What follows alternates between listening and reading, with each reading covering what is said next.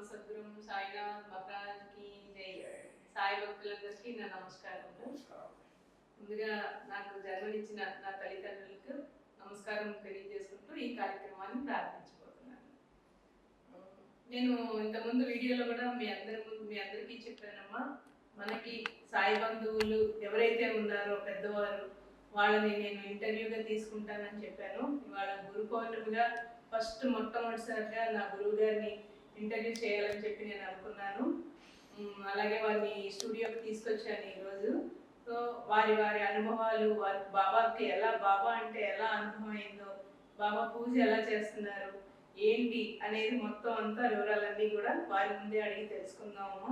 తప్పకుండా అసలు వారి వయసుకి ఇప్పుడు వాళ్ళు చేస్తున్న పూజకి ఎలా చేస్తున్నారా అనేది మనం తెలుసుకొని అన్ని వివరాలు తెలుసుకుందాము. నేనే ఇంటర్వ్యూ చేయబోతున్నాను వారిని.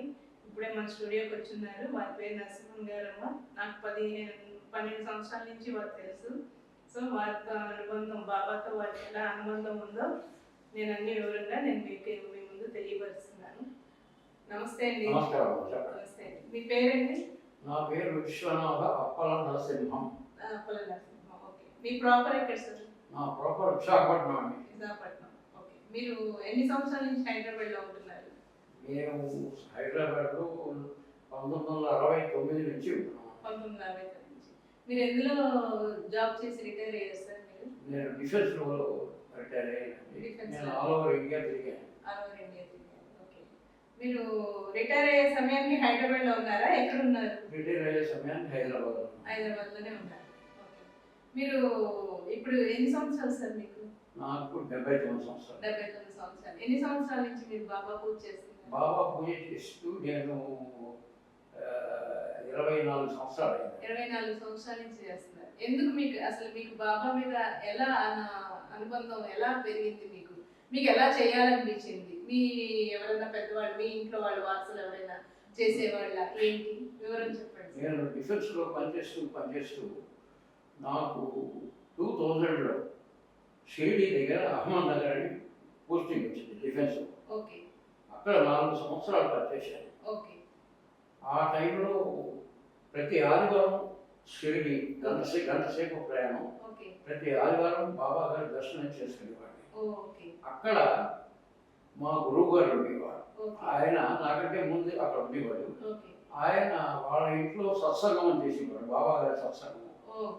అక్కడ ఆఫీస్లో ఉన్న వాళ్ళు అందరూ వచ్చేవారు.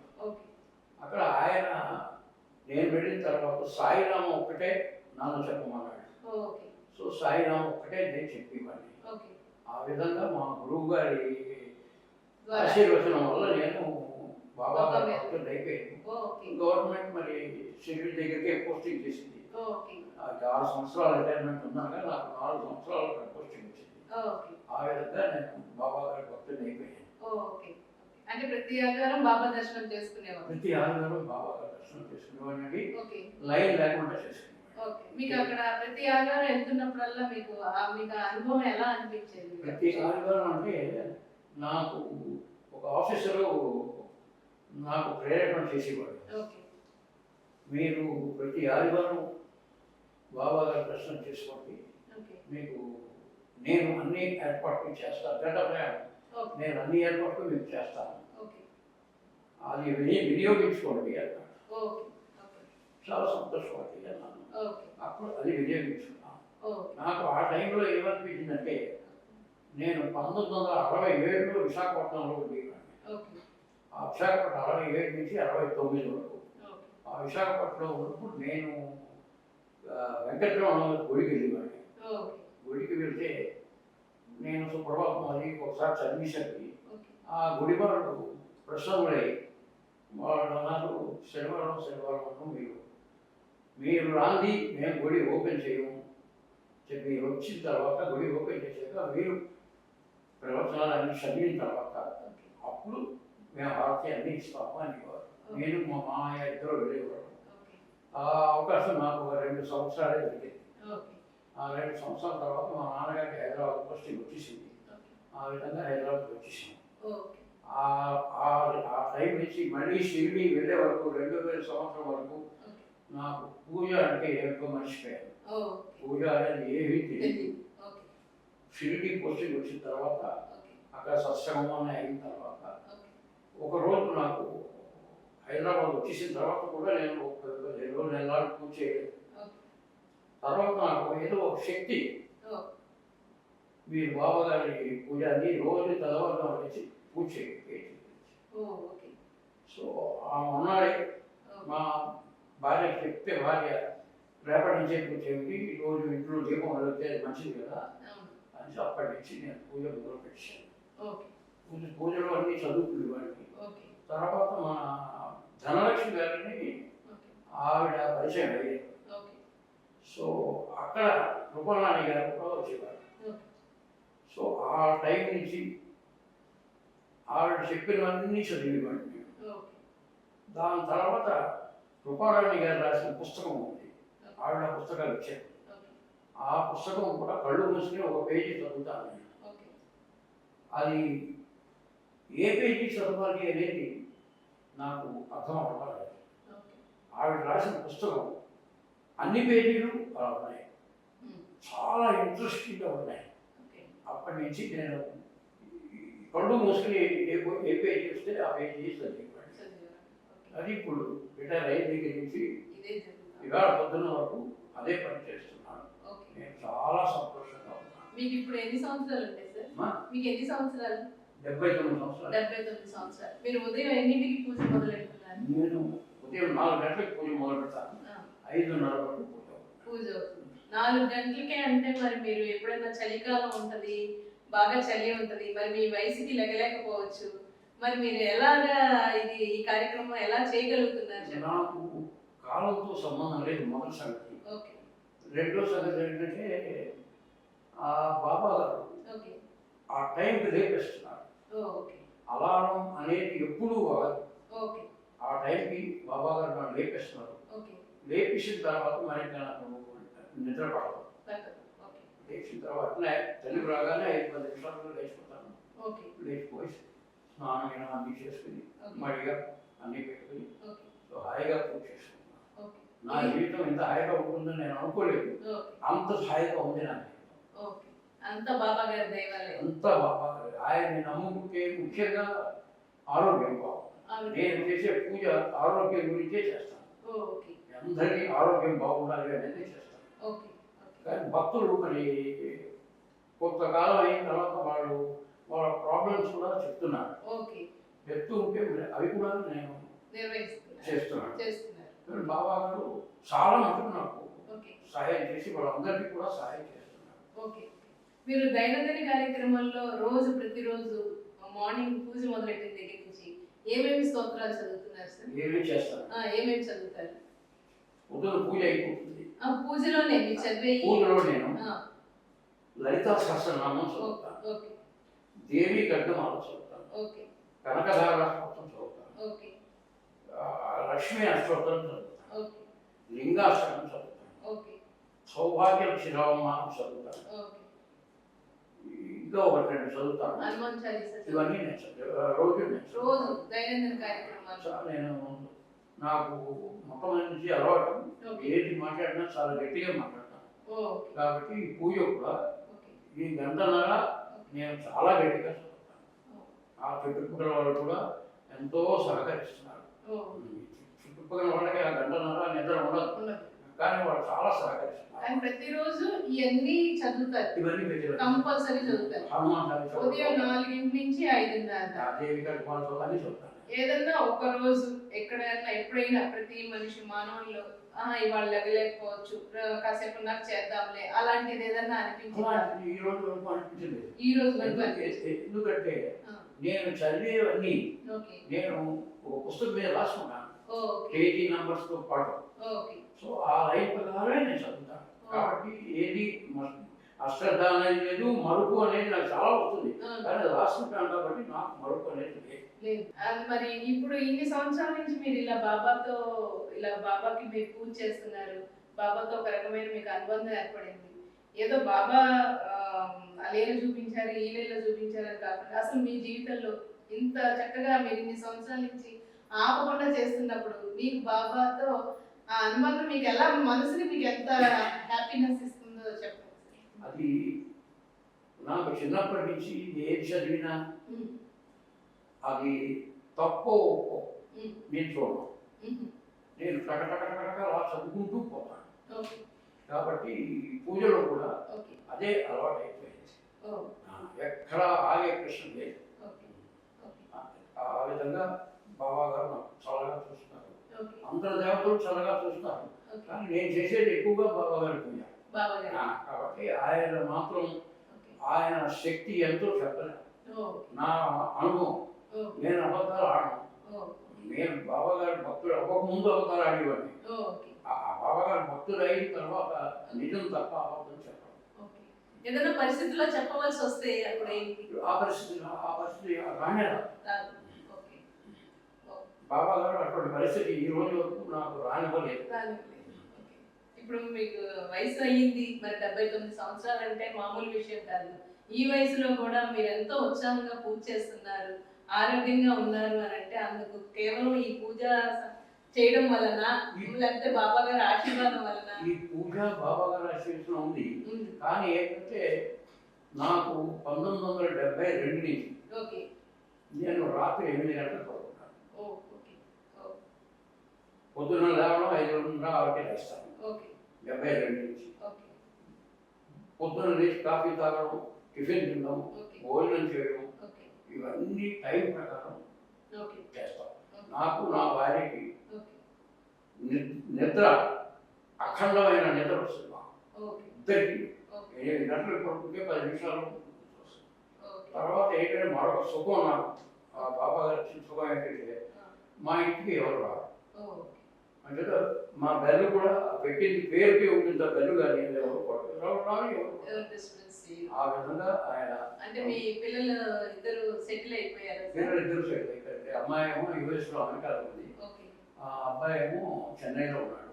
మా కోడలు డాక్టర్. వాళ్ళిద్దరూ అఖండంగా మా ఇద్దరిని చూసుకుంటున్నారు. చాలా సంతోషంగా చూసుకుంటున్నారు. ఇంకా భక్తులు అయితే చెప్పక్కర్లేదు. మీకు ఎంతమంది భక్తులు ఉన్నారు సార్? నాకు 105 మంది భక్తులు ఉన్నారు. 105 మంది భక్తులు ఉన్నారు. అందులో 6 డాక్టర్లు ఉన్నారు. 6 డాక్టర్లు ఉన్నారు. ఆ డాక్టర్లు కూడా నాకు ఏ ఆరోగ్యం బాగోలేదు, చిన్న చిన్న ఆరోగ్యం ఏదైనా బాగోలేదు అంటే వాళ్ళు పాపం అవసరమైతే ఇంటికి రమ్మంటే వస్తారు, లేకపోతే మందులు పంపిస్తారు. కానీ బాబా గారి దైవం. ఒకరోజు ఆరోగ్యం లేకుండా బాబా గారి పూజ మానేది అనేది నాకు రాలేదు. పూజ మాత్రం ఒక్కరోజు కూడా మానలేదు. నేను చెన్నై వెళ్తూ ఉంటాను సంవత్సరానికి ఒకసారి. చెన్నై వెళ్ళినా సరే బాబా గారి పూజ మొత్తం అక్కడెక్కడ చేస్తాను. ఆ విధంగా నేను సంతోషంగా ఉన్నాను, భక్తులు కూడా అందరూ సంతోషంగానే ఉన్నారు. మీరు ఇప్పుడు ఇంత వయసులో కూడా ఇంత చక్కగా పొద్దున్నే ఉదయాన్నే లేచి బాబా పూజ చేసుకోవడం, అమ్మవారికి చేయడం, ఇదంతా చేస్తున్నారు అంటే దైవ సంకల్పమే. ఇప్పుడున్న తరానికి మీరు చెప్పబోయే సూచన ఏంటి అసలు? ఇప్పుడున్న వాళ్ళకి నేను చెప్పబోయేది ఏంటంటే, ఇప్పుడు చాలా అంతమందిని ఈ కాలంలో చాలా బిజీ అయిపోయారు. మా కాలంలో బిజీ లేదు, ఈ కాలంలో చాలా బిజీ అయిపోయారు. తర్వాత వాళ్ళు ఏంటంటే ఈ కంపెనీస్లో పనిచేసే వాళ్ళు వీళ్ళు వాళ్ళు ఉంటే వాళ్ళు రాత్రి 10, 11 పడుకునేసరికి 12 కూడా అవుతుంది. కాబట్టి ఇప్పుడు నేనంటే బాబా గారు దీంట్లో పడిపోయాను కాబట్టి నేను టైం దొరికినప్పుడల్లా బాబా గారిని తలుచుకుంటాను, కానీ వాళ్ళు తలుచుకోలేదు.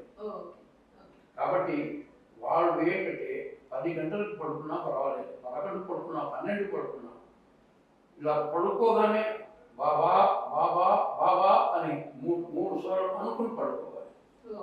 అది ఆరోగ్యకరం. కంపెనీలో పనిచేసిన నేను డాక్టర్లకు కూడా అదే చెప్తాను. డాక్టర్కి జబ్బులు అవి వస్తాయి అంటే వాళ్ళు కూడా, అందుకే వాళ్ళు కూడా భక్తులు అయ్యి వాళ్ళు కూడా ఎంతో సంతోషంగా ఉన్నారు. ఇది మాత్రం అందరూ చేయాలి. అందరికీ నేను అదే చెప్తాను, బాబా బాబా అనుకుని 3 సార్లు ఆరోగ్యంగా పడుకోవాలి. 3 సార్లు అనుకోమంటారు బాబా 3 సార్లు బాబా బాబా బాబా అని అనుకోవాలి. సాయినామం అంటే మరి అది అందరికీ చేతనం అవ్వదు. ఓ, ఓకే. అయినా మనకి అదొక సత్తా. చేతనం. ఓకే. కొంతమంది ఉన్నారంటే వాళ్ళు, నేను ఒక మనిషిని చూశాను, పొద్దు నుంచి రాత్రి వరకు ఆఫీస్కి వెళ్ళాడు, ఓకే. వర్క్ ఫ్రమ్ హోమ్ చేస్తాడు. ఓకే. అటువంటి మనిషికి ఏది చేయలేడు. ఓకే. అటువంటి మనుషులు రాత్రి పడుకున్నప్పుడు బాబా బాబా అన్నా సరే ఓకే. వాడు చేయలేదు. ఓకే. ఇక ఆఫీస్కి వెళ్ళి వచ్చిన తర్వాత ప్రశాంతంగా ఉన్నవాడు ఈ బాబా గారిని శాంతంగా అన్నీ చేయొచ్చు. ఓకే. అంతలో చేయాలి కూడా. ఆయన్ని నమ్ముకుంటే అన్నీ ఇస్తాడు ఆయన. బాబా. ఏది లేదు అని. ఓకే.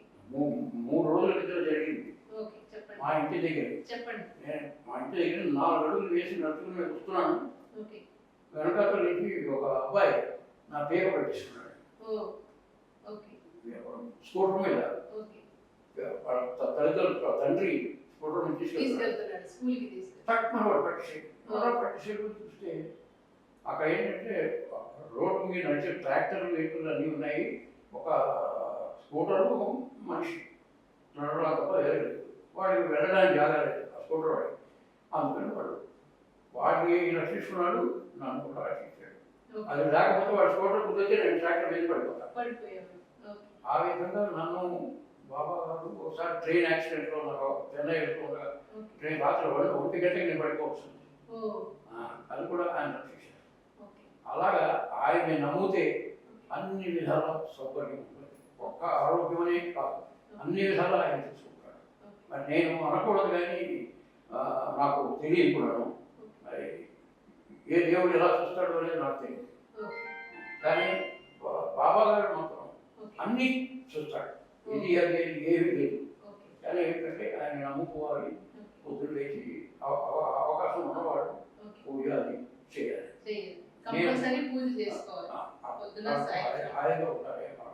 ఓకే. అంటే ఇప్పుడు అందరూ అనేక రకాల సమస్యలతో ఉన్నారు కదా స్వామి. ఎవరో ఒక్కొక్క కుటుంబానికి ఒక్కొక్క గడపకి ఒక్కొక్క సమస్యలు ఉన్నాయి. కొంతమంది నాతో అంటున్నారు 30 సంవత్సరాల నుంచి చేస్తున్నాము, ఎప్పటి నుంచో 40 సంవత్సరాల నుంచి చేస్తున్నాము, అయినా ఏదో ఒక విషయంలో మాకు ఏదో ఒక చింత అనేది బాగా ఉంటుందమ్మా, బాబా ఈ విషయంలో మమ్మల్ని ఎందుకు కాపాడలేకపోయారు అని అంటున్నారు. మరి మీరేమో ఎన్ని సంవత్సరాల నుంచి చేస్తున్నా కూడా ఏ విధమైన సమస్య లేకుండా ఆరోగ్యంగా ఉన్నాము అని మీరు అంటున్నారు. మరి అది ఒకవేళ ప్రారంభ ప్రభావమా ఏంటి అనేది చెప్పండి సార్. ఎలా ఉంటుందంటే ఒక 15-20 రోజుల కిందట ఒక భక్తుడు అప్పుడే భక్తులు అయ్యాడు. ఆ భక్తుడు నాకు ఫోన్ చేశాడు. ఫోన్ చేసి మా బాబు ఒంట్లో బాగుంటాను అనుకున్నాడు. బాబు ఒంట్లో బాగోలేదు. ఆ అబ్బాయి కూడా ఉద్యోగం కావాలని ఫోన్ చేశాడు. దానికి పూజ చేస్తున్నాడు. ఆ భక్తుడు నాకు ఒక రోజు పొద్దున్న 10-11 గంటలకి నాకు ఫోన్ చేశాడు. నాకు ఫోన్ చేసి మా మేనల్లుడి ఒంట్లో బాగోలేదు, ఆరోగ్యం బాగోలేదు, దాని గురించి పూజ చేయండి అన్నాడు. నేను చెప్పాను, ఇప్పుడు పూజ చేయాలి అంటే నేను మడిగా ఉంటాను, కానీ ఆరోగ్యం బాగోలేదున్నావు కాబట్టి రేపు పొద్దున్న వరకు నేను ఆగను. నేను ఇవాళ సాయంత్రం 5 గంటలకు స్నానం చేసి నేను మీ బాబు గురించి ఆరోగ్యం గురించి పూజ చేస్తాను అన్నాను.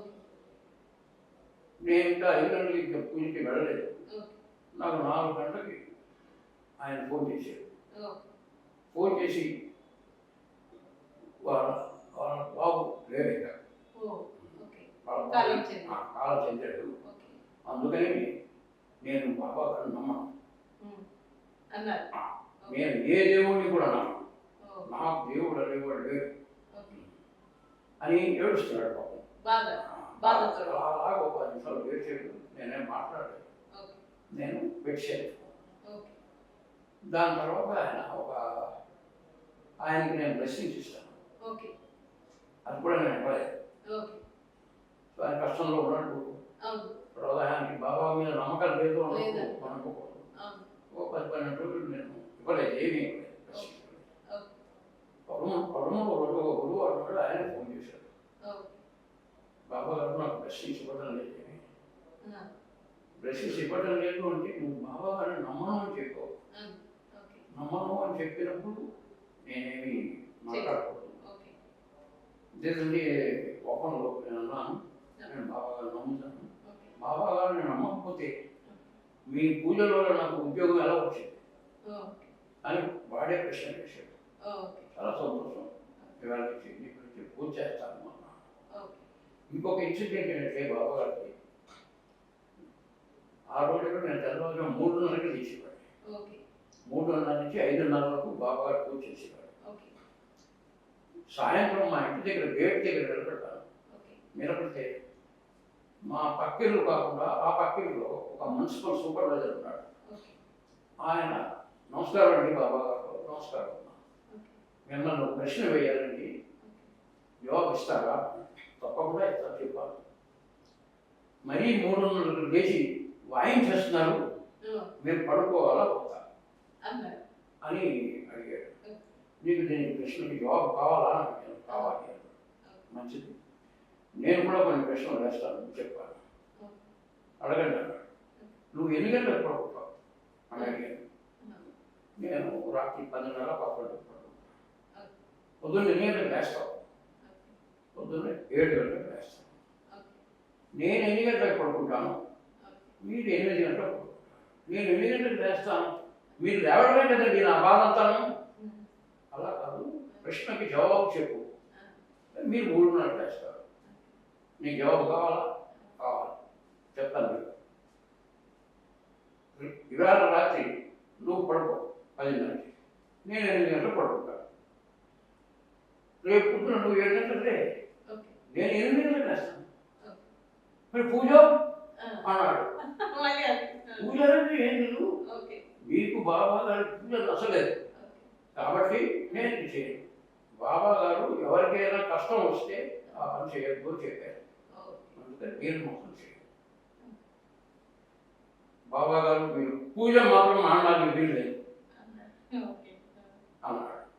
మరి నీ ప్రశ్నకి జవాబు ఇదేమి, పూజ మానేయాలి నేను తప్పదు. మరి ఇవే చెప్పాను. పూజ ఎంతో మంది మీ పూజ బాబా గారి పూజను మెచ్చుకుంటారు. నాకు కూడా బాబా గారి పూజ అంటే చాలా ఇష్టం. మరి ఏం చెప్పాను జవాబు? మన ఇద్దరం ఇక్కడ కలవలేదు అని అనుకోండి కదా అన్నాడు. చాలా సంతోషం అన్నాను. అది అయిపోయిన తర్వాత ఒక వారం 10 రోజులు అయ్యాక ఆయన ఇల్లు ఖాళీ చేశాడు. ఇల్లు ఖాళీ చేసి ఎక్కడికో వెళ్ళిపోయిన తర్వాత ఒక 2-3 నెలల తర్వాత నేను వాకింగ్ వెళ్తూ ఉంటే అదే ఇంట్లో ఆయన ఉన్నాడు. నేను ఏంటంటే నేను మళ్ళీ వచ్చానండి. అదే ఇది బాబా గారి లేదా, బాబా గారిని ఆయన పూజ చేశారు కాబట్టి బాబా గారు మళ్ళీ అలవాల నుంచి ఆయన దగ్గర ఉంటాం. అక్కడ 10 కిలోమీటర్ల దూరంలో వెళ్ళాడు. ఆ మనిషి మళ్ళీ వచ్చాడు, అదే ఇంటికి మళ్ళీ వచ్చాడు. ఇది నా కళ ఆయన్ని మాత్రం నమ్ముకున్నవాడు ఎంత సుఖపడతాడో చెప్పడం. కష్టాలు కొన్ని వస్తాయి, నాకు వస్తాయి కొన్ని కష్టాలు. మానవ జన్మ అయితే కష్టాలు రాకూడదు అని అనుకుంటే లాభం లేదు. కష్టాలు వస్తూ ఉంటాయి, కానీ ఆ కష్టాలు రాకుండా, ఎక్కువ కష్టాలు రాకుండా ఆయన అవుతాడు. చిన్న చిన్న కష్టాలకి మనం బాబా గారిని తలుచుకోవాల్సిన అవసరం లేదు.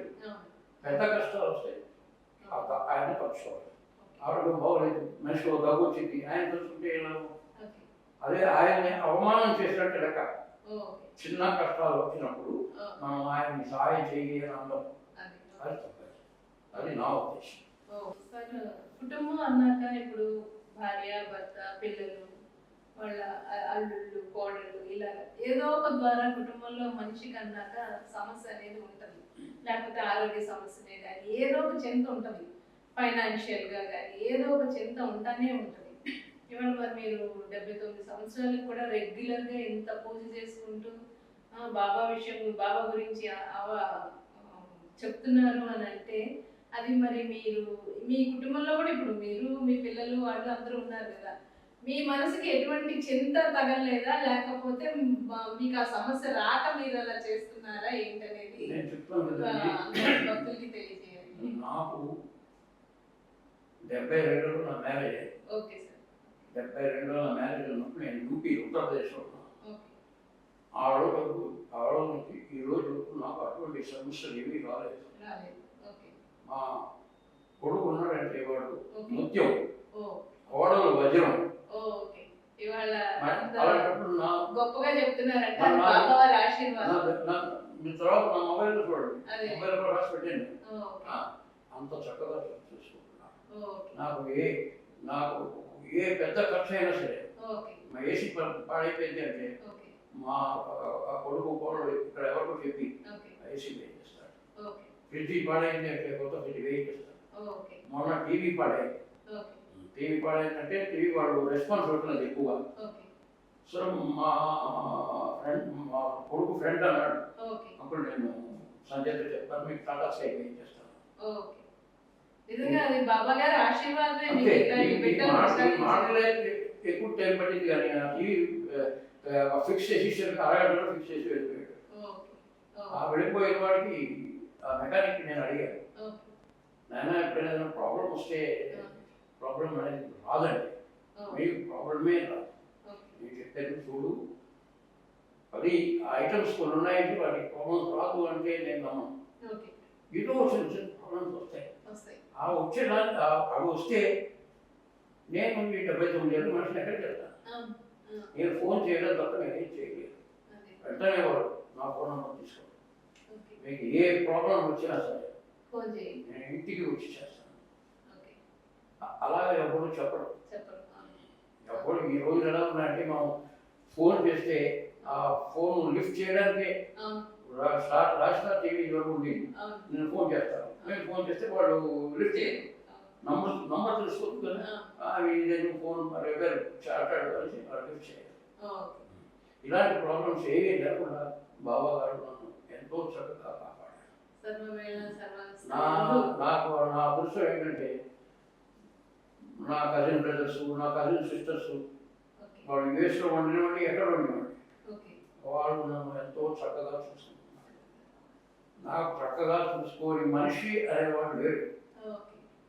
భక్తుడికి చెప్పక్కర్లేదు. ఇదంతా భగవద్ ఆరాధన వల్లేనా అంటారా, లేదంటే ఈ ప్రారంభాల వల్ల? ఇదంతా బాబా గారి పూజ వల్లే. బాబా గారి పూజ వల్లే. బాబా ఏమంటే బాబాని నేను చూసింది ఆ శక్తి. బాబా అంటే పలుకుతాడు. మీరు ఎప్పుడన్నా బాబాని లైవ్ గా చూడడం కానీ స్వప్న దర్శనంగా చూడడం కానీ జరిగిందా? బాబాని నేను ఇన్ని సంవత్సరాల బట్టి పూజ చేసుకుంటే నాకు ఒకసారి ఒక శక్తి కనపడింది, లలితాదేవి. అమ్మవారి శక్తి. బాబా అయినా అమ్మవారైనా ఒకే రకంగా చూస్తారు కాబట్టి ఆ అమ్మవారు చెప్పింది, నువ్వు నీ జీవితం చాలా ఉంది కానీ కొన్ని పనులు నువ్వు ఇప్పుడే చేయాలి. జీవితం అయిపోయే ముందు అయిపోయిన తర్వాత చేసి ఏమీ రావాలి. అలాంటి కొన్ని పనులు మాత్రం నువ్వు ఇప్పుడే చేయాలి. మీ ఆరోగ్యం చాలా బాగుంది. నేను ఆ అమ్మవారు చెప్పిన పనులు ఎంతో సంతోషంగా చేసేసాను. మొన్న ఒక 3 రోజుల కిందట నేను పూజకి లేచి బ్రష్ చేసుకుంటూ ఉంటే నాకు ఈ 4 హెడ్ పెయిన్ వచ్చింది. బ్రష్ చేసి మానేసి బ్రష్ చేయడం మానేసి వెళ్ళి మంచం మీద పడుకున్నాను. ఇలా పడుకోగానే బాబా ఈరోజు నన్ను పూజ చేయనిస్తావా చేయవా, చేయవా అని ఒక్క అనేసరికి నేను లేచిపోయాను. నేను లేచిపోయి హాయిగా పూజ అన్నీ చేసుకున్నాను. అప్పటి నుంచి ఇప్పటి వరకు ఏం చేసి ఆయన పిలవాలి కానీ పడుతాడు. కానీ ఒకటి నమ్మకం ఉండాలి. నమ్మకం లేకుండా అసలు ఏమి నమ్మకం అంటే నేను చెప్పినట్టు పడుకున్నప్పుడు కనీసం బాబా బాబా అని అనుకో, అక్షాలు అవి కూడా నేను ఏం చేయను ఉంటే మాత్రం ఆయన కష్టాలు బాబా అంటే పాడు, అది మాత్రం గ్యారెంటీ. ఏమిటో 1 రోజు 2 రోజులు కాదు, నా అనుభవం, ఇన్ని సంవత్సరాల అనుభవంలో నేను చెప్తాను. అంటే రెగ్యులర్ గా నిరంతరంగా చేస్తూ ఉంటారు. సాధన అనేది కంపల్సరీ. ఏంటంటే సాధన కంపల్సరీ అంటే నేను మీకు చెప్పినట్టే కంపెనీ ఉద్యోగులు వాడు చేయలేదు. కనీసం నాలా ఉన్నవాళ్ళైనా ఆ రోజు దీపం వెలిగించి దేవుడి దండం పెట్టుకుంటే ఏ చదవకపోయినా పర్వాలేదు, ఇంట్లో మొత్తం రోజు పొద్దున సాయంత్రం దీపం అనేది. తెల్లవారుజామునే కాదు, 5-6 లోపుని ఓకే. ఆ దేవుడు పూజ చేసుకుంటే 4 పువ్వులు పెట్టి చేస్తాను. నేను ఒక్కొక్కప్పుడు పువ్వులు లేకుండా కూడా చేస్తాను. ఓకే. మా మిషన్ తిరుగుతుంది, ఓకే. పువ్వులు లేకుండా చేయడం ఏమిటి అనేసి. ఓకే. కానీ నా పరిస్థితి అది, నేను పూజ చేయాలి, ఓకే. నేను పువ్వులు లేకుండా చేస్తాను. ఓకే. ఎప్పుడో సాధారణంగా నాకు భక్తులు పువ్వులు అన్నీ ఇస్తారు. ఓకే. ఎప్పుడైనా ఒకసారి అలాంటి అవకాశం వచ్చేటప్పుడు కూడా నేను దేని గురించి ఆలోచించను, ఆ పూజ మాత్రం చేస్తాను. ఓకే. మీకు ఆరోగ్యం కూడా ఈ వయసులో కూడా ఇంత ఆరోగ్యంగా ఉండడానికి కారణం ఏంటి సార్? ఇంత ఆరోగ్యంగా ఉండడం కారణం నాది అన్ని టైం ప్రకారం చేస్తాను ఒకటి. ఓకే. టైం. రెండోది ఏంటంటే నాకు ఈ రోజు వరకు చెక్క పొడి రుచి తెలియదు. ఓకే. చెక్క పొడి అనేది నాకు ఏం తెలియదు. ఓకే. తర్వాత నేను డిఫెన్స్లో పనిచేస్తున్నాను, ఆఫీస్లో పార్టీస్లో అన్నీ అవుతాయి. ఓకే. ఆ పార్టీస్లో నేను కాఫీ కానీ టీ కానీ ఇది కానీ అది కానీ ఏమి కూర్చోను. ఓకే. బయట ఫుడ్ అనేది తినరు. డిఫెన్స్ సంగతే లేదు. ఓకే. అలాంటి టైంలో మనం ఏ కాఫీ ఏ టీ తాగినా ఎవరైనా ఏదైనా ప్రాబ్లం క్రియేట్ చేయొచ్చు. ఓకే. తర్వాత నేను పనిచేసే పోస్ట్ అటువంటిది ఓకే. కాబట్టి ఎవరైనా ఏదైనా చేసినా ప్రాబ్లం వస్తుంది. ఓకే. అందుకు నేను అన్నిటికీ దూరంగా ఉంటాను, ఏది ముట్టుకోలేదు. ఇది నాకు జ్ఞానం వచ్చిన దగ్గర నుంచి 1967 నుంచి ఈ రోజు వరకు నేనేది ముట్టుకోను. నేను బయట హోటల్స్ వెళ్ళి తిన్నాను, ఓకే. బయట వస్తువులు ఏమీ తిన్నాను, ఓకే. అన్నీ ఇంట్లో చేసేవే తిన్నాను. ఓకే. ఈ రోజు వరకు నా భార్య నన్ను ఎంతో చక్కగా చూసుకుంటాను. మీకు అన్ని విధాలా మీకు అన్ని భగవంతుడు సహకరించాడు, భార్య రూపంగా సహకరించాడు, అన్ని పిల్లలు కూడా ఆనిముత్యాలు రావడం, మీ ఉద్యోగంలో మంచి బాధ్యతలు మీరు చేసి మళ్ళీ రిటైర్ అయిన అనంతరం కూడా ఇంత దిగ్విజయంగా మీరు పూజ చేసుకుంటున్నారంటే కేవలం అదంతా భగవంతుడి ఆశీర్వాదం వల్లే మీరు ఈ విధంగా 70 రూపాయల జీతంలో జాయిన్ అయ్యాను. రిటైర్ అయినప్పుడు 1967 70 రూపాయలు జీతం. 67 70 రూపాయలు జరుగుతాను. నేను 2006లో రిటైర్ అయ్యాను. 2006లో రిటైర్ అయినప్పుడు నా పెన్షన్ 3,999. మా మిసెస్ అని ₹1 దొరికితే ఏముంటుంది, గవర్నమెంట్ ఎంత ఫిక్స్ చేస్తే అంత ఫిక్స్ చేసేది. నాతో పాటు నేను ఎంతమందికి హాజరీ తీసుకుని ఎంత ఉన్నారో వాళ్ళందరూ ఆఫీసర్లు అయిపోయారు. నాకు ప్రమోషన్స్ రాలేదు. ఏమంటే నేను నా పోస్టింగ్ వేరే కమాండ్కి వెళ్ళిపోయాను, యూపీలో రాయబల్లి వెళ్ళిపోయాను. వాళ్ళందరూ ఇక్కడే ఉన్నారు. మేమందరూ అయితే క్యాజువల్ సర్వీస్లో పనిచేసేవాళ్ళం. కోర్టుకి వెళ్ళేవాళ్ళు, వాళ్ళు కోర్టుకి వెళ్తే కోర్టు బ్యాక్ డేట్ నుంచి అందరికీ నాకు నేను కూడా అది చేసినట్టయితే అప్లై చేసినట్టయితే నాకు వచ్చిండు. కానీ అది నాకు రిటైర్మెంట్ అయ్యాక నాకు ఆ జ్ఞానం కలిగింది. అంటే ఆఫీస్లో చాలా బిజీగా ఉంటాను. పోస్ట్ పెట్టుబడి ఎయిర్ ఫోర్స్, ఆర్మీ, నేవీ వీళ్ళందరికీ సర్వీసెస్ చేయాలి. సో ఆ దీంట్లో నేను నాకు ధ్యాస లేదు. తర్వాత నాకు తెలిసింది నా చేసేవాడిని, మరి అప్పటికే రిటైర్ అయిపోయాను. తర్వాత మళ్ళీ ఏదైనా అప్లికేషన్ పెట్టాలి అన్నా నా భార్య వచ్చిన దాంతో సంతోషంగా ఉన్నాను. దాని గురించి ఫైట్ చేయడం, ఇది చేయడం, అది చేయడం ఏమి వద్దని అన్ని విధాలా మీకు అన్ని విధాల పరిసర ప్రాంత చుట్టూరా మీ బంధువులు అందరూ కూడా మీకు సహకరించడం మూలంగా మీరు వాళ్ళ ప్రశాంతంగా ఇంత చక్కగా బాబా గారి గురించి చెప్తున్నారు అంటే అదంతా బాబా గారి ఆశీర్వాదం. నిజంగా చాలా అద్భుతంగా ఉంది మీరు మాట్లాడిన తీరు కానీ మీరు చెప్పిన విధానం కానీ బాబా మీద అచంచలమైన భక్తి, నిర్మలమైన భక్తి మీరు ఇవాళ మిమ్మల్ని ఇక్కడ దాకా తీసుకొచ్చిందంటే ఇదంతా బాబా గారి ఆశీర్వాదమే. అలాగే అసలు క్లుప్తంగా చెప్పాలి అని అంటే బాబాతో నిరంతరం మనం సాధన చేసుకుంటా ఉంటే ఎవరైనా కూడా ఒడ్డుకు చేరగలరు, సమస్యల నుంచి దాటుకు రాగలరు అనే సత్యం మీరు చెప్పగలరా? మనసు క్లియర్గా ఉండాలి, మనసు ప్రశాంతం, మనసు క్లియర్గా ఉండాలి. చేస్తే ఎవరికైనా సహాయం చేయాలి, లేకపోతే మాట్లాడకుండా ఉండాలి. అంతే. సహాయం చేసినప్పుడు ఏదైనా మనం తప్పు సహాయం కావాలని చేస్తే మరి దానికి శిక్ష ఉంటుంది, అది గ్యారంటీగా శిక్ష ఉంటుంది. కొన్ని ఏంటంటే నేను 82లో వచ్చాను గవర్నమెంట్ పోస్టింగ్ మధ్యప్రదేశ్ నుంచి. రాగానే మాకు ఆఫీస్ సూపరింటెండెంట్ కర్నూలు దగ్గరికి నన్ను తీసుకెళ్ళినప్పుడు ఆయన చేతితో పనిచేస్తున్న ఇంకొక ఆఫీసర్ కూడా ఉన్నాడు. ఆయన నేను ఆఫీస్లో నన్ను తీసుకెళ్ళాను కానీ ఆయన అన్నాడు ఫెయిల్ అన్నాడు. ఏమన్నారు? ఖాళీగా కూర్చోబెట్టు, పని ఎంబకు అలా కూర్చోబెట్టేసాడు. అక్కడ కర్ణాటక ఆయన ఆఫీసర్ ఉన్నాడు. ఆయన అన్నాడు, ఎంతమంది నువ్వు ఖాళీగా కూర్చోబెట్టావు, నీకు అసలు అడ్మినిస్ట్రేషన్ తెలుసునా అని ఆయన కంటే పెద్ద ఆఫీసర్ని అడిగాడు. అడిగితే ఆయన లోపు చూసుకున్నాడు, ఏం మాట్లాడాడు. ఈ మనిషి నాకు కావాలన్నాడు. అప్పుడు ఆఫీసర్ చెప్పాడు, సార్ దగ్గర వేయి మనిషిని అన్నాడు. నన్ను వేసేసాడు. అక్కడ వెళ్ళాను, సార్ వాళ్ళ ఆఫీస్కి వెళ్ళాను. అది వస్తున్న సబ్ డివిజన్ నాకు కాఫీ తాగిపించాడు. తాగిపించి, నరసింహ గారు మీరు చాలా చాలా సుఖంగా ఉంటారు జీవితంలో. ఒకటి, నా దగ్గర అబద్ధం ఆడదు, నా దగ్గర దొంగతనం చేయవచ్చు. ఈ రెండు ఉంటే మీరు ఎంత హాయిగా ఉంటారో చెప్పలేరు. మీకు కావాల్సిన సౌకర్యాలన్నీ నేను కల్పిస్తాను. అలాగే ఆయన అంతా నాకు మంచి చేశాడు, నేను ఎంతో హాయిగా ఉన్నాను. కానీ నా అదృష్టం ఏంటంటే నేను రిటైర్ అయిన తర్వాత 4-5 సంవత్సరాల వరకు నేను ఆయన బెంగళూరులో ఉంటాడు, కర్ణాటక. ఆయన దగ్గరికి వెళ్ళి కాళ్ళకి దండం పెట్టాలని అనుకున్నాను. అనుకుని ఆయన ఫోన్ నెంబర్ కోసం ప్రయత్నించాను, చూడలేదు. ఆఖరికి 6 సంవత్సరాల ఫోన్ నెంబర్ ఇచ్చాను. ఫోన్ చేశాను, కాబట్టి పలానా ఆఫీసర్ నేను మాట్లాడాలి అంటే, నెల రోజులు అయిందండి ఆయన చనిపోయింది. ఒకటి నాకు మాత్రం చాలా బాగా ఉంది. అంతలాగా మనకి చేసిన మనిషి ఆయన. అది ఒకటి, అమ్మా మీరు బెంగళూరులో ఉన్నారా అని అడిగాను.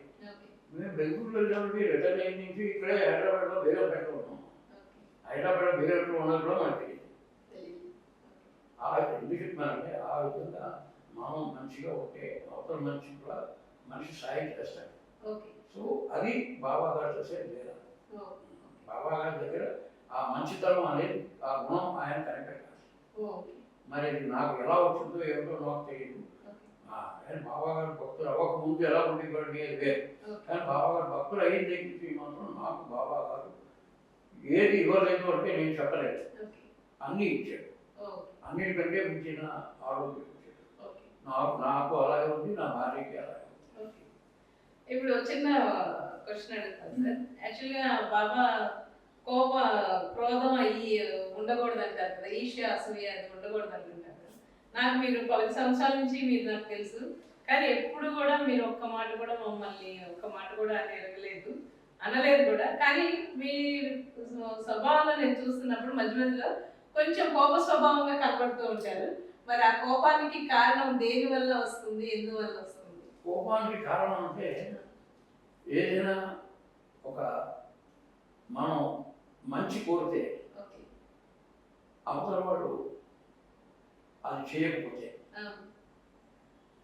నాకు చాలా కోపం. ఉదాహరణకి ఏంటంటే, మా ఇంటి పక్కనే చాలా పెద్ద హాస్పిటల్ ఉంది, గెయినింగ్ హాస్పిటల్. ఆ హాస్పిటల్లో ఒకరోజు నేను రాత్రి 8 గంటలకి తలుపులు వేసుకుంటే రక్తం ఇంట్లో మిసెస్ కూడా చెప్పలేదు. మిసెస్ చెప్తే తలుపు చూసుకుని వేయద్దా ఇలాంటి పట్టాలి. తలుపు గడి పెట్టేసి హాస్పిటల్ వెళ్ళాను. ఆ సిస్టర్ అడిగాను, sister you know this is a gynaec hospital, shut your mouth first. కోపం, అది కోపం. ఆవిడ చేసింది తప్పు. ఫస్ట్ ఎయిడ్ చేయాలి, చూడండి. అప్పుడు ఆ పక్క సిస్టరు, ఆయన సంగతి నీకు తెలియదు, నువ్వు నాకంటే పెద్ద, కట్టాలంటే కట్టు, లేదు మాని, కానీ కట్టు, అది నా సలహా. నేను కట్టాలంటే కట్టు. అక్కడ ఉన్న హాస్పిటల్ పేషెంట్స్ చాలా మంది, బ్లడ్ కాలిపోతుంటే బ్యాండేజ్ పెట్టేది ఏంటమ్మా, నేను వేయలేదు. వేయకుంటే నువ్వు, ఆ సిస్టర్ చెప్పింది, వేయకుంటే నువ్వు అనుభవించు. ఆయన జేబులో మొబైల్ ఉంది, ఆయన తీస్తాడు, డాక్టర్ గారు రమ్మంటాడు. డాక్టర్ గారు వస్తారు, ఫస్ట్ ఎయిడ్ చేయి, ఎందుకు చేయలేదు అంటాడు. అప్పుడు చేస్తావా చేయవా అది అక్కర్లేదు, అలాంటి వద్దు అనుకుంటే చేయాలి. అప్పుడు ఆవిడ ఫస్ట్ టైం చేసి నా కోపం అన్నీ ఇలాంటివి వస్తాయి. ఓకే.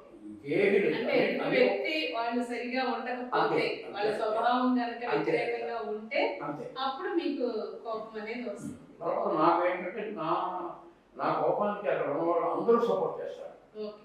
అది న్యాయంగా ఉంది కాబట్టి కాబట్టి అది అలాంటి చోట నాకు ఓకే. కోపం, విపరీతమైన కోపం వస్తున్నాడు. మీకు ఇప్పుడు పెన్షన్ నుంచి తక్కువ అని చెప్పారు. ఇప్పుడు మరి బాబా పూజ నిరంతరం చేస్తున్నారు ఇన్నేళ్ళ నుంచి. నాకు తెలిసి కొంతమంది భక్తులు మీ ఫోన్లో రీఛార్జ్ చేయడం కానీ, లేకపోతే పూలు తెచ్చేయడం కానీ, ప్రసాదం తెచ్చేయడం కానీ ఏదో ఒకటి జరుగుతూ ఉంది కదా. అలా భక్తులు అలా బాబా గారే వాళ్ళ రూపంగా మీకు అన్ని అందడం జరుగుతుందా? అంతేనండి.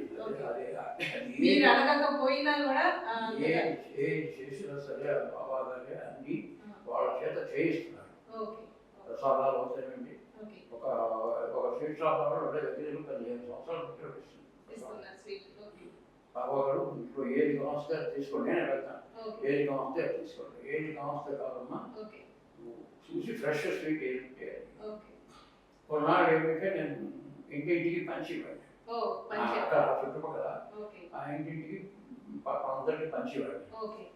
తర్వాత మరి కొన్నాళ్ళకి నాకు ఏదో శక్తి నాకు చెప్పింది, ఓకే. ఓకే. నీ ఆరోగ్యం నువ్వు చూసుకో, ఓకే.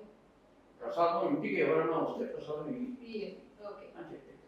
ఆ రోజు నుంచి నేను ఆ విధంగానే చేస్తున్నాను. ఇంటికి ఎవరైనా వస్తే శక్తి ఏం చెప్తే అది. ఓకే. మీకు శక్తి అంటే మాట వినబడుతుందా, లేకపోతే మీకు ఎలాగా తెలుస్తుంది? నాకు శక్తి మాట వినబడుతూనే ఉంటుంది. అమ్మవారు మాట్లాడినట్టుగా అమ్మవారు మాట్లాడిన ఫుల్గా చెప్తుంది. నువ్వు చేయవలసిన పని ఇది, ఇది ఇది నా ఆజ్ఞ, ఇది చేయకపోతే లాభం లేదు. అది అలాంటి శక్తి వచ్చినప్పుడు నేను చేస్తే వాళ్ళు ఎంతో సంతోషించారు.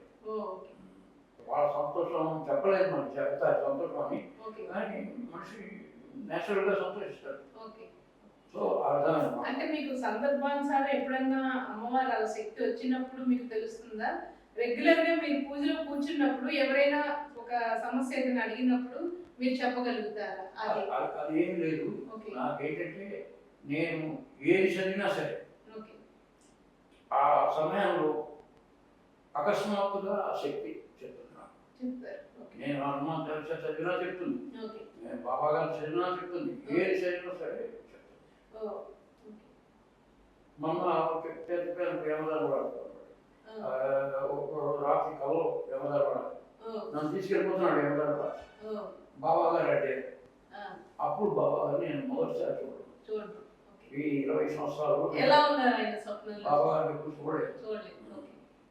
ఆయనకి ఇంకా టైం అవ్వలేదు, ఎక్కడ తీసుకెళ్తున్నావు వెళ్ళిపోవాలి అని నా కల్లో వచ్చింది. ఈ మధ్యనే వచ్చిందన్నమాట. అలాగా అన్నీ మరి ఇంత సంతోషంగా బాబా గారు అన్ని చేసుకుంటే మళ్ళీ నాకు పూజ ఇంకా చేయాలి. నేను కృపారాణి గారు అసలు పుస్తకం అయితే అది చదివితే నాకు వదలాలని ఉంటుంది, రోజల్లా చదవాలని ఉంటుంది.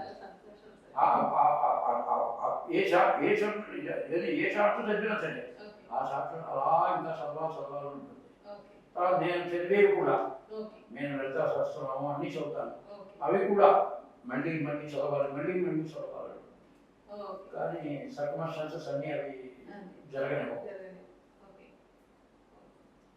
చాలా హ్యాపీగా ఉన్నారైతే ఇలాగ చేసుకోవడం, ఈ పూజా విధానంతో మీ జీవితం మీరు చాలా హ్యాపీగా ఉన్నారు. మీ గంటాపదంగా చెప్పగలరు అన్నమాట. మనం పరీక్ష పేపర్ రాస్తే మనం ఎంతో బాగా రాస్తాం. రాస్తే ఆ పరీక్ష పేపర్ దిద్దిన వాటికి 100కి 150 రూపాయలు ఉంటుంది. కానీ ఇవ్వలేదు. అంత సంతోషంగా ఉన్నాను. నేను ఈ లైన్లో ఎలా పడ్డాను ఏమిటి అది మరి అంతే. ఆయనే ఈ లైన్లో నన్ను ఆయనే చేశారు. మీ జీవితం చివరి వరకు కూడా బాబా గారికి పూజ చేసుకుంటానే ఉంటాను. ఒక 4 నెలల కింద బాబా గారు కూడా నేను ప్రతి శనివారం ప్రతి గురువారం ఆయన చదివితే చదవడానికి ఆ గుడి ఇన్ఛార్జ్ ఆవిడ పర్మిషన్ అడిగాను. నేను ప్రతి గురువారం చదువుతున్నాను, అప్పుడు 20 సంవత్సరాలు చదువుతున్నాను, కానీ ఇప్పుడు ఎందుకో నాకు అలా అనిపించింది,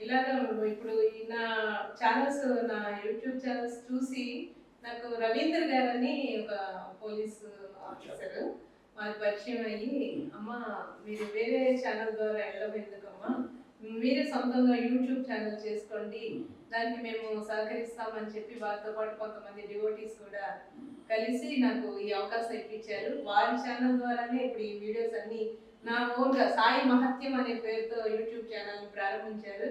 ఇదంతా కూడా బాబా గారు వాళ్ళలో మనసులోకి వెళ్ళి వాళ్ళ ద్వారా నాకు ఈ అవకాశం ఇచ్చినారు అంటే కేవలం ఇది బాబా గారు ఆశీర్వాదమే. ఈ ఛానల్స్ ఇప్పుడు ఇలా నేను ఎలాగనుకున్నానంటే, అసలు ఇలా మీలాగా వయసు పెద్దవాళ్ళు మీ అనుభవాలు ఇవన్నీ బాబాతో మీకున్న అనుబంధం ఇదంతా కూడా మీరు చెప్తా ఉంటే భక్తి భావం పెరగాలనే ఉద్దేశంతో నేను ఒక్కొక్కరిని ఇప్పుడు ఫస్ట్ ఇవాళ గురు పౌర్ణమి కాబట్టి నా మొట్టమొదటి గురువుగా మిమ్మల్ని తీసుకొని వచ్చాను ఇక్కడ దాకా. రవీంద్ర గారు ఈ అవకాశం నాకు ఇచ్చారు, ఈ స్టెప్ తీసుకుని అంత పెద్ద పోస్టులు ఉన్నవాళ్ళు కూడా ఇలాంటి వాటికి సపోర్ట్ చేస్తున్నారు అంటే నేనంటే చాలా ఆనందంగా ఉన్నాను. నేను కోరేది ఏంటంటే ఆయన భార్యాపిల్లలు ఆరోగ్యంగా ఉండాలి. ఎప్పుడైనా ఆయనకు అవకాశం ఉంటే ఆయన బాబా గారు భక్తులు అవ్వచ్చు, సాయినామాలు అని వినొచ్చు. తప్పకుండా చెప్తాను సార్, అందరూ వింటున్నారు. ఈ కార్యక్రమం ప్రతి ఒక్కళ్ళ దగ్గరికి వెళ్తుంది. అందరూ యూట్యూబ్ చూసే వాళ్ళందరూ కూడా మన కార్యక్రమం చూసి అడుగుతారు, ఆ బాబా గారి ఫోన్ నెంబర్ ఇవ్వండి అని అడుగుతారు. నేను అందరికీ అందజేస్తాను. ఎవరికైతే ఆ బ్లెస్సింగ్ ఇవ్వాలి అనుకుంటారో మీరు తప్పకుండా ఇవ్వాలని కోరుకుంటున్నాను. ప్రిపేర్ అయ్యావా అని చెప్పాను. 24 సంవత్సరాల బట్టి పూజ చేస్తాను, ప్రిపేర్ అయ్యాను. తర్వాత ఏంటంటే ఇవాళ నేను మర్చిపోతాను అన్నీ. కానీ బాబా గారి మొత్తం 24 సంవత్సరాల నుంచి ఏమేమి జరిగింది అన్నీ నాకు గుర్తేదు, అది మొత్తం మర్చిపోలేదు. ఆయన అంత అవకాశం ఇస్తున్నాడు. ఆయన్ని మనం నిత్యం కొలిస్తే ఆయన ఎలాంటి అవకాశాలు ఎన్నో ఇస్తాడు. నాకు మా ఇల్లు తప్ప వేరే మా చెల్లెల ఇల్లు నాకు తెలియదు. హైదరాబాద్లో ఉంటున్నా సరే మా చెల్లెలు ఎక్కడ ఉంటుంది ఏంటి అనేది కూడా నాకు తెలియదు. వాళ్ళ ఏరియా కూడా నాకు తెలియదు. అన్ని బాబా గారు మైండ్ నుంచి అన్ని తీసారు, కావాల్సింది తప్ప. ఓన్లీ బాబా పూజ తప్పితే అంతే. ఆ పూజ మీ టైం భోజనం అది కార్యక్రమం అంతవరకు. ఇంక ఇతర వ్యాపకాలు ఏది కూడా ఏమీ ఏ ఫంక్షన్ చూడదు. ఇదంతా బాబా ఆశీర్వాదం సార్. మీరు ఇక్కడ దాకా వచ్చి నాకు ఇంత సహకరించి అందరికీ తెలియజేసేటట్టు మీరు ఇక్కడ దాకా వచ్చినందుకు చాలా చాలా ధన్యవాదాలు. మీ ఆశీర్వాదాలు ఎల్లప్పుడూ మాకు ఉండాలి. ఆయన్ని నమ్ముకున్న వాళ్ళకి ఆరోగ్యం గ్యారెంటీ, అది తిరుగులేదు. ఆరోగ్యం ఉంటే ఎవరైనా ఏ విధంగా ఆరోగ్యమే